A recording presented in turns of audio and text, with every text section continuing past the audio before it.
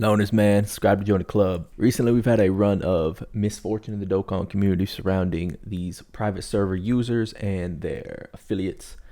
It seems like Dokkan Entropy is on the way out. Dokkan World is pulling back on private server showcases, and even people like DaTruth are being hit by copyright strikes by Akatsuki, Bamco, whoever. Here we have DaTruth himself tweeting about the experience. So an interesting thing happened. I was actually hit with a copyright strike and video takedown on a few private server videos, and I'm quite certain it is from the same entity that gave Dokkan World a copyright strike, which means it's legit, as in this is a strike from someone affiliated with the game. This doesn't surprise me. I always knew as we approached the global sync, Dokkan, Bandai, Akatsuki was going to start changing their approach a bit. So both me and Dokkan World have been hit now. I believe this is a warning shot aimed at private server footage on YouTube. Dokkan World has brazenly just continued to upload private server footage, but I see no reason to continue now that Dokkan, Bandai, Akatsuki have made their move. It's very possible only me and Dokkan World will be targeted as the largest Dokkan focused channels, but any YouTubers uploading private server footage from here on out are definitely at risk of losing their channel. At this point, uploading private server footage is doing so with a huge risk to your channel, so be warned. In my opinion, this is very good news overall and a great sign of things to come, but I'm sure others won't agree. From here on, you can see that he posted the actual copyright removal request, that this is more serious than a slap on the wrist.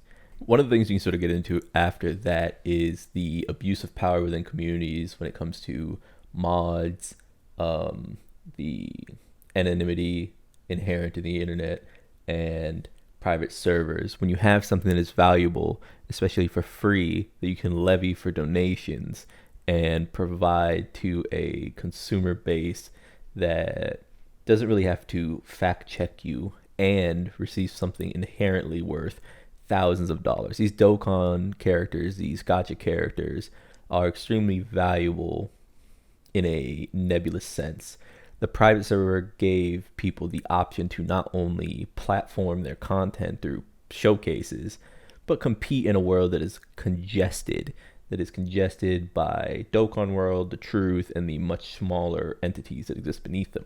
And it's not to say that the Dokkan is unique in this aspect. Obviously, there are private servers in other gacha games and other games in general. The issue with gacha in particular, and why we see this moral failing on the part of the creators, especially consistently within the Dokkan community, is because when you have something that people covet, that have something that is gatekept by real world money, they're willing to overlook a lot of moral inconsistencies to make use of that thing.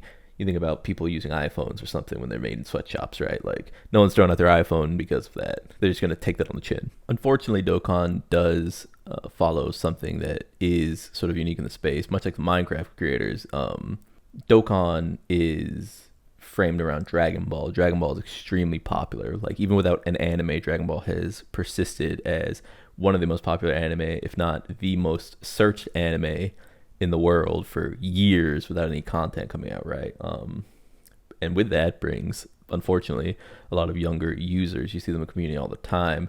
And while there are some good faith people out there who interact without any perverse undertones, it's always better met as a practice to simply not engage with anyone who is underage, under your age range. I mean, that's just, it is what it is. If you have to block people out that are younger, it might feel bad for them, but ultimately you're grown ass should not be hanging around a bunch of 16-year-olds. I'm just gonna say that. Like, I don't care if they fucks with the shonen that you like.